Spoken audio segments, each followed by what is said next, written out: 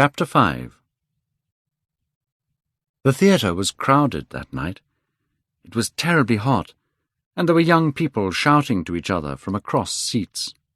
Women were laughing loudly, and their voices sounded horrible. People were eating oranges and drinking from bottles. "What a place to find the perfect girl in," said Lord Henry. "Yes," answered Dorian Gray. "It was here I found her. When you see her as Juliet, you will forget everything. These ugly people become quite different when she appears." "I understand what you mean, Dorian," said the painter, "and I believe in this girl. Anyone you love must be wonderful." "Thanks, Basil," answered Dorian Gray. "I knew that you would understand me. In a few minutes you will see the girl who I am going to give my life to, the girl who I have given everything that is good in me." Then Sibyl appeared. The crowd shouted and called her name. Yes, she was certainly lovely to look at, Lord Henry thought. Basil Hallward jumped to his feet excitedly. Dorian Gray sat staring at her like he was in a dream. "Charming, charming," cried Lord Henry. A quarter of an hour later, Lord Henry whispered to Hallward, "She is one of the loveliest girls I have ever seen, but she is a terrible actress." Dorian Gray's face turned white as he watched her speak. She was so different tonight. Now she was not Juliet, but a very bad actress who did not understand Shakespeare's words. Even the crowd became bored and began to talk loudly. The only person who did not seem to notice was the actress herself. Lord Henry got up from his chair and put on his coat. "She is beautiful, Dorian," he said, "but she can't act. Let's go." "I am going to stay until the end," answered the boy in a cold voice. "I am awfully sorry that I have made you waste an evening, Harry. I apologize to you both." "My dear Dorian, perhaps Miss Vane is ill," said Hallward. "We will come some other night." "Come to the club with Basil and myself. We will smoke cigarettes and drink to the beauty of Sibyl Vane. She is beautiful. What more do you want?" "Go away, Harry," cried the boy. "I want to be alone. Can't you see my heart is breaking?" Hot tears came to his eyes as Lord Henry and Hallward left the theatre. When it was over, Dorian Gray rushed to see Sibyl Vane. The girl was standing there alone, with a look of extraordinary happiness on her face. "How badly I acted tonight, Dorian," she cried. "Horribly," he answered, staring at her. "It was terrible. Are you ill? Why did you make me suffer like that?" The girl smiled. "Dorian, don't you understand?" "Understand what?" he asked angrily. "Why I was so bad tonight. Why I will always be bad. Why I will never act well again." "You are ill, I suppose. When you are ill, you shouldn't act. My friends were bored. I was bored." "Dorian, Dorian," she cried. "Before I knew you, acting was the one important thing in my life. It was only in the theatre that I lived. I thought that it was all true.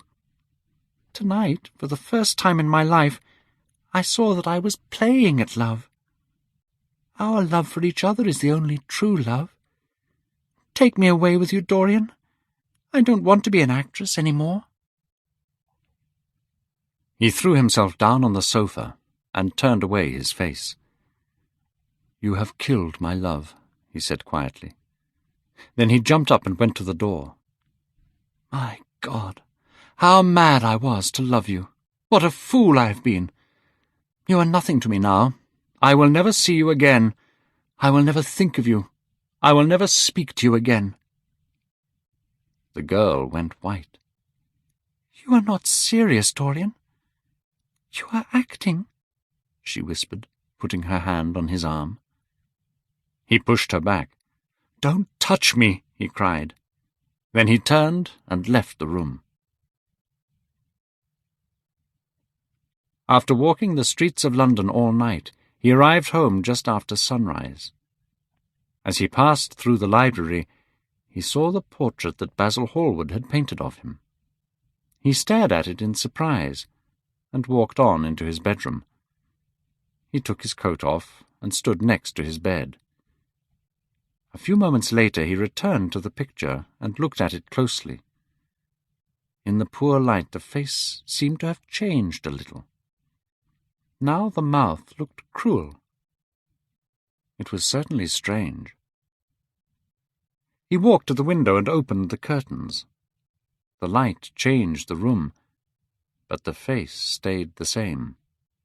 In fact, the sunlight made the mouth look even crueler. Going back to his bedroom, he found a small mirror that had been a present from Lord Henry. He looked at his real face and saw no sign of cruelty. What did it mean? He threw himself into a chair and began to think. Suddenly he remembered what he had said in Basil Hallward's house the day the picture had been finished. Yes, he remembered it perfectly. He had asked that the painting grow old so that he himself could remain young. But such things were impossible. It was terrible even to think about them. And yet there was the picture in front of him. There was the cruelty in the mouth. Cruelty. Had he been cruel? No, why think about Sibyl Vane? She was nothing to him now. But the picture, what was he to say of that? It held the secret of his life and told his story. It had taught him to love his own beauty. Would it teach him to hate his own soul? Would he ever look at it again? He would save himself. He would not see Lord Henry again. He would go back to Sibyl Vane, marry her, and try to love her again.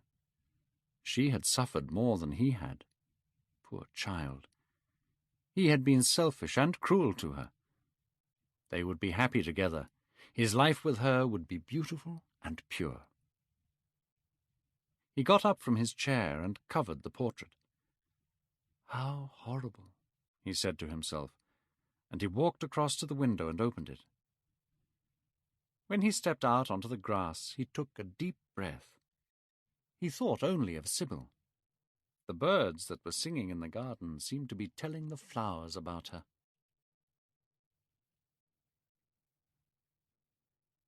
Chapter 6. It was nearly 1 o'clock the next afternoon when he woke up. His servant brought him a cup of tea and some letters. One of them was from Lord Henry, and had been brought by hand that morning. He put it to one side. He went into the library for breakfast, feeling perfectly happy. Then he saw the open window and the covered portrait. Was it all true, or had it just been a dream? But he remembered that cruel mouth so clearly. Dorian Gray sent his servant away and locked all the doors. Then he pulled the cover off the painting and saw himself face to face. It was true. The portrait had changed. For hours he did not know what to do or think. Finally he went over to the table and wrote a passionate letter to the girl he had loved. He asked her to forgive him for the terrible things he had said to her. Suddenly he heard a knock on the door, and he heard Lord Henry's voice outside. "My dear boy, I must see you. Let me in at once." He made no answer, but remained quite still. The knocking continued and grew louder. Yes, it was better to let Lord Henry in. He would explain to him the new life he was going to lead. He jumped up, covered the picture, and opened the door. "I am sorry about it all, Dorian," said Lord Henry as he entered. "But you must not think too much about it." "Do you mean about Sibyl Vane?" asked the boy. "Yes, of course," answered Lord Henry, sitting down and slowly pulling off his yellow gloves. "It is terrible, but you are not to blame. Tell me, did you go behind and see her after it was over?" "Yes." "I felt sure that you had. Did you have an argument?" "I was cruel, Harry, terribly cruel.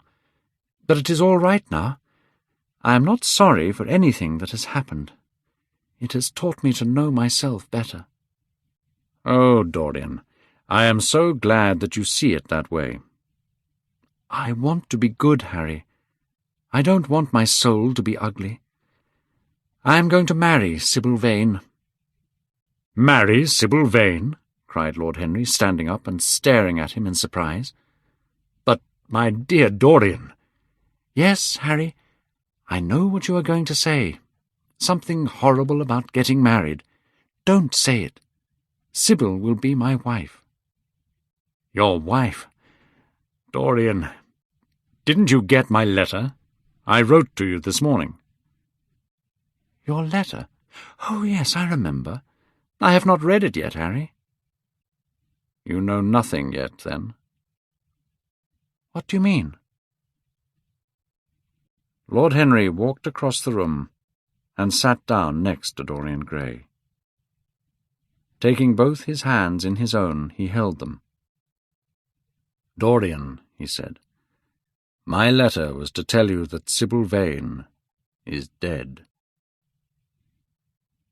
A cry of pain came from the boy's lips, and he jumped to his feet. "Dead? Sibyl dead?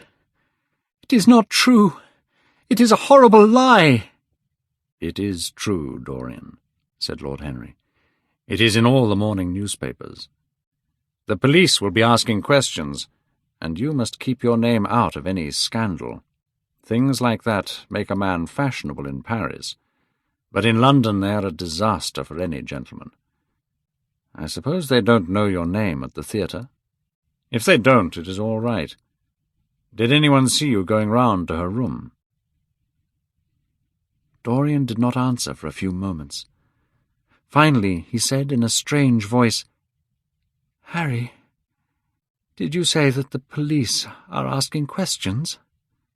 What did you mean by that? Did Sibyl— Oh, Harry, this is terrible." "I am sure that it was not an accident, though it must be described that way officially. She swallowed something horrible they use at theatres." Harry, it is terrible," cried the boy. "Yes, it is very sad, of course, but it is nothing to do with you. Come with me to dinner, and after we will go to the theatre." "So I have murdered Sibyl Vane," said Dorian Gray, half to himself. "Yet the roses are not less lovely. The birds still sing happily in my garden. And tonight I will have dinner with you and go to the theatre. How extraordinary life is. My first passionate love letter was to a dead girl. Yet why is it that I cannot feel this tragedy as much as I want to?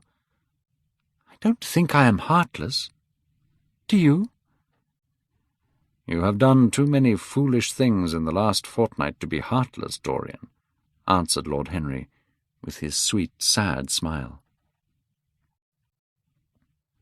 The boy frowned. "I don't like that explanation, Harry," he said. "But I am glad you don't think I am heartless." "A woman has killed herself for the love of you," said Lord Henry. "That is very beautiful." They were silent. The evening darkened in the room. After some time, Dorian Gray looked up. "How well you know me. But we will not talk again of what has happened. It has been something wonderful. That is all. Now I have to dress, Harry. I feel too tired to eat anything. But I will join you later at the theatre. As Lord Henry closed the door behind him, Dorian rushed to the portrait and tore off the cover. No, there was no further change in the picture. It had received the news of Sibyl Vane's death before he had known of it himself. Tears came to his eyes as he remembered her. He brushed them away and looked again at the picture. He felt the time had come to choose. Or had he already chosen? Yes, life had decided that for him. The portrait was going to carry his shame. That was all. An hour later he was at the theatre, and Lord Henry was sitting beside him. End of CD 1. CD 2. Chapter 7. As he was eating breakfast the next morning, Basil Hallward was shown into the room. "I am so glad I have found you, Dorian," he said. "I called last night, and they told me that you were at the theatre. Of course I knew that was impossible. I had a terrible evening worrying whether one tragedy would be followed by another. I can't tell you how heartbroken I am about the whole thing. Did you go and see the girl's mother? What did she say about it all?" "My dear Basil, I don't know," said Dorian Gray. He looked very bored. "I was at the theatre." "You went to the theatre?" said Hallward, speaking very slowly. "You went to the theatre where Sibyl Vane was lying dead?" "Stop, Basil." "I won't hear it," cried Dorian, jumping to his feet. "You must not speak of such things. What is done is done. What is past is past." "You call yesterday the past? Dorian, this is horrible. Something has changed you completely. You look exactly the same as the wonderful boy in my picture, but now there is no heart in you. It is all Harry's influence. I see that." The boy went to the window and looked out at the garden for a few moments. "Harry has taught me many things, Basil," he said at last. "You have only taught me to love my own beauty." "I am truly sorry for that, Dorian." "I don't know what you mean, Basil," he said, turning round. "I don't know what you want. What do you want?" "I want the Dorian Gray I used to paint," said the artist sadly. "Basil," said the boy, going over to him and putting his hand on his shoulder, "you have come too late. Yesterday, when I heard that Sibyl Vane had killed herself—" "Killed herself? My God, is there no doubt about that?" cried Hallward. "My dear Basil, of course she killed herself." The older man put his face in his hands. "How terrible," he said in a quiet voice. "No," said Dorian Gray. "There is nothing terrible about it. It is one of the great romantic tragedies of our time. I know you are surprised at me talking to you like this. You have not realized how I have changed. I was a boy when you knew me. I am a man now. I have new passions, new thoughts, new ideas. But, Dorian, I am different, but you must not like me less. Of course I am very fond of Harry, but I know that you are better than he is. You are not stronger, you are too afraid of life, but you are better. And how happy we used to be together. Don't leave me, Basil, and don't argue with me. I am what I am." The painter felt strangely sad. Dorian Gray was extraordinarily important to him. The boy had changed his art. Perhaps his cruel talk about Sibyl Vane was just a mood that would pass away. There was so much in him that was good. "Well, Dorian," he said with a sad smile, "I won't speak to you again about this horrible thing.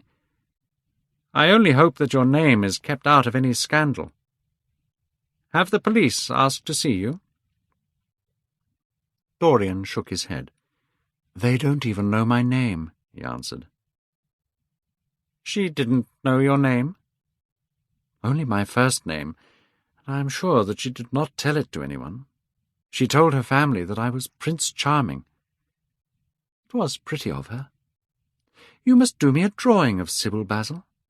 I would like to have something more of her than the memory of a few kisses." "I will try and do something, Dorian. But you must come and sit for me again. I can't work so well without you." "I can never sit for you again, Basil. It is impossible," he cried. "My dear boy, what is this foolishness?" Hallward cried. "Did you not like what I did for you? Where is it? Why have you covered it? Let me look at it. It is the best thing I have ever done. It is very bad of your servant to hide my work like that. I felt the room looked different as I came in." "It was not my servant who covered it, Basil. I did it myself. The light was too strong on the portrait." "Too strong? No, the light is perfect in here. Let me see it." And Hallward walked towards the corner of the room. A terrible cry came from Dorian Gray's lips, and he rushed between the painter and the covered portrait. "Basil, you must not look at it. I don't want you to." "Not look at my own work? Are you serious? Why shouldn't I look at it?" cried Hallward, laughing. "If you try and look at it, Basil, I promise I will never speak to you again. I am very serious." Hallward looked at Dorian Gray in surprise. He had never seen him like this before. The boy's face was white and angry. "Dorian, don't speak." "But what is the matter? Of course I won't look at it if you don't want me to," he said coldly, walking over to the window. "But it seems rather absurd that I cannot see my own work when I am going to exhibit it in Paris in the autumn." "To exhibit it? You want to exhibit it?" cried Dorian Gray. A terrible fear was building inside him. Was the world going to see his secret? Were people going to stare at the mystery of his life? That was impossible. "Yes, Georges Petit is going to exhibit all my best pictures in October. Don't worry, it is only for 1 month." Dorian Gray passed his hand across his face. It felt hot and wet. He felt that he was about to face horrible danger. "You told me a month ago that you would never exhibit it," he cried. "Why have you changed your mind?" He stopped suddenly, and a cruel look came into his eyes. He had remembered something Lord Henry had said to him. "Ask Basil why he won't exhibit your picture. He told me once, and it is a very strange story." Yes, perhaps Basil, too, had his secret. He would ask him and try. "Basil," he said, coming over quite close and looking him straight in the face, "we all have secrets. What was your reason for not wanting to exhibit my picture?" "Dorian, if I told you, you might like me less than you do now, and you would certainly laugh at me. If you don't want me ever to look at your picture again, I won't. I have always you to look at. Your friendship is more important to me than exhibiting a painting." "No, Basil. You must tell me," said Dorian Gray. His feeling of fear had passed away. Now he just wanted to find out Basil Hallward's mystery. "Dorian," said the painter, who did not look happy, "have you ever noticed something in the picture? Something strange?" "Basil!" cried the boy, staring at him with wild eyes. "I see you did. Dorian, from the moment I met you, Your personality had the most extraordinary influence over me. I worshipped you. I was jealous of everyone you spoke to. I wanted to have you all to myself. I was only happy when I was with you. When you were away from me, you were still there, in my art. Basil, no, don't speak. I must tell you now what I did not tell you then. That I decided to paint a wonderful portrait of you. I put all my feelings for you into that picture. I felt, Dorian, that I had told too much. I had put too much of myself into it.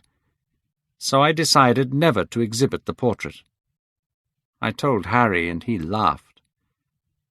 When the picture was finished and I sat alone with it, I felt that I was right. Later I thought that perhaps I was being foolish, and when this Paris offer came... But I see now that the picture cannot be shown. Dorian Gray breathed deeply. The colour came back to his cheeks, and a smile crossed his lips. The danger was over, and he was safe for a while. What a sad story Basil had told. Would he ever be so influenced by the personality of a friend? Lord Henry had the charm of being very dangerous, but that was all. "It is extraordinary to me, Dorian," said Hallward, "that you saw this in the portrait." "I saw something in it," he answered. "Something that seemed to me very strange." "Well, you don't mind me looking at the thing now?" Dorian shook his head. "You must not ask me that, Basil. I cannot let you stand in front of that picture." "You will one day, won't you?" "Never." "Well, perhaps you are right. And now, goodbye, Dorian. You have been the one person in my life who has really influenced my art. But you don't know what it cost me to tell you all that I have told you." "My dear Basil," said Dorian, "what have you told me? Only that you worshipped me too much. That is not even flattery." "It was not meant as flattery. And now that I have told you, something seems to have gone out of me. Perhaps you should never put what you worship into words." "You mustn't talk about worship. It is foolish. You and I are friends, Basil, and we will always be friends." "You have got Harry," said the painter sadly. "Oh, Harry," laughed the young man. "Harry spends his life saying and doing extraordinary things. He lives the sort of life I want to live. But I don't think I would go to Harry if I was in trouble. I would prefer to go to you, Basil." "You will sit for me again?" "Impossible. There is something terrible about a portrait. It has a life of its own. I will come and have tea with you instead." "Well, goodbye then. I am sorry that you won't let me look at the picture again, but I understand what you feel about it." As he left the room, Dorian Gray smiled to himself. Poor Basil. How little he knew of the true reason. And now he understood more the painter's wild and jealous feelings, and he felt sorry. There was something tragic in a friendship so corrupted by passion. He rang the bell to call his servant. He had to hide the portrait immediately. It had been mad of him to leave it in a place where it could be discovered by his friends. Chapter 8. When the servant entered, Dorian Gray asked him to send Mrs. Leaf to him in the library. Mrs. Leaf had been with his family for many years. He asked her for the key to the old schoolroom. "The old schoolroom, Mr. Dorian?" she cried. "But it is full of dust. I must clean it first." "I don't want it cleaned, Mrs. Leaf. I only want the key." "Well, sir, you'll be covered with dust if you go into it. It hasn't been opened for nearly 5 years, not since your grandfather died." He frowned at this reminder of his grandfather. He had bad memories of all his family. "That does not matter," he answered. "I just want to see the place, that is all. Give me the key." "Here is the key, sir," said the old lady. "But you are not going to live up there, are you, sir?" "No, no," he cried. "Thank you, Mrs. Leaf. You can go." An hour later, 2 men arrived to move the portrait. "It's very heavy, sir," said one of the men as they climbed the stairs. "I'm afraid it is rather heavy," said Dorian, as he opened the door of the old schoolroom where he was going to hide the secret of his corrupted soul. He had not entered the room since he was a child. It was a large room, built by his grandfather to keep him at a distance. Every moment of his lonely childhood came back to him as he looked round. It was a room full of terrible memories, but it was safe. He had the key, and no other person could enter it. The face in the portrait could grow old and ugly. What did it matter? No one could see it. He himself would not see it. He did not have to watch the terrible corruption of his soul. He would stay young. That was enough. When the men had gone, Dorian locked the door and put the key in his pocket. He felt safe now. No one would ever look at that horrible thing. Only he would ever see his shame. He went back to the library and found a note from Lord Henry. In it was a report from the newspaper about Sibyl Vane. Her death was officially described as an accident. He frowned and tore the paper in 2. Then he walked across the room and threw the pieces away. How ugly it all was, and how horribly real ugliness made things. Perhaps the servant had read the report and had begun to suspect something. And yet, what did it matter?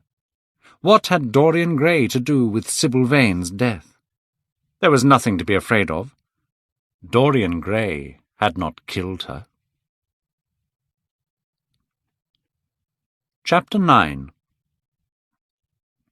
Many years passed, yet the wonderful beauty that had so fascinated Basil Hallward stayed with Dorian Gray. Even those who had heard terrible rumours against him could not believe them when they met him. He always had the look of someone who had kept himself pure. Many people suspected that there was something very wrong with Dorian's life, but only he knew about the portrait. Some nights he would secretly enter the locked room. Holding a mirror in his hand, he would stand in front of the picture Basil Hallward had painted.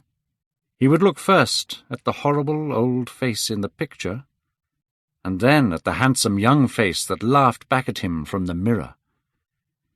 He fell more and more in love with his own beauty, and more interested in the corruption of his own soul. Then something happened that changed everything. It was on the 9th of November, the day before his 38th birthday. He was walking home from Lord Henry's, and the night was cold and foggy. At the corner of Grosvenor Square and South Audley Street, a man passed him in the fog. He was walking very fast, and had the collar of his coat turned up. He had a bag in his hand. Dorian recognized him. It was Basil Hallward. A strange fear made Dorian walk off quickly in the direction of his own house. But Hallward had seen him. Dorian heard him hurrying after him. In a few moments his hand was on his arm. "Dorian, what an extraordinary piece of luck! I have been waiting for you in your library ever since 9 o'clock. I'm going to Paris on the midnight train, and I wanted to see you before I left. I thought it was you, or at least your coat, as I passed you, but I wasn't sure. Didn't you recognize me?" "In this fog, my dear Basil, I can't even recognize Grosvenor Square. I believe my house is somewhere about here, but I don't feel at all certain about it. I am sorry you're going away, as I have not seen you for such a long time, but I suppose you will be back soon." "No. I'm going to be out of England for 6 months. Here we are at your door. Let me come in for a moment. I have something to say to you." "That would be lovely. But won't you miss your train?" said Dorian Gray, as he went up the steps and opened the door with his key. "I have plenty of time," he answered. "The train doesn't go until 12:15, and it is only just 11. All I have with me is this bag, and I can easily get to Victoria Station in 20 minutes. Dorian looked at him and smiled. "Come in, or the fog will get into my house." Hallward followed Dorian into the library. There was a bright wood fire on one side of the room, and 2 lamps on the other. "Would you like a drink?" asked Dorian. "No, thanks, I won't have anything more," said the painter, taking his hat and coat off. "And now, my dear Dorian, I want to speak to you seriously. Don't frown like that. You make it so much more difficult for me." "What is it all about?" cried Dorian, throwing himself down on the sofa. "I hope it is not about myself. I am tired of myself tonight. I would prefer to be somebody different."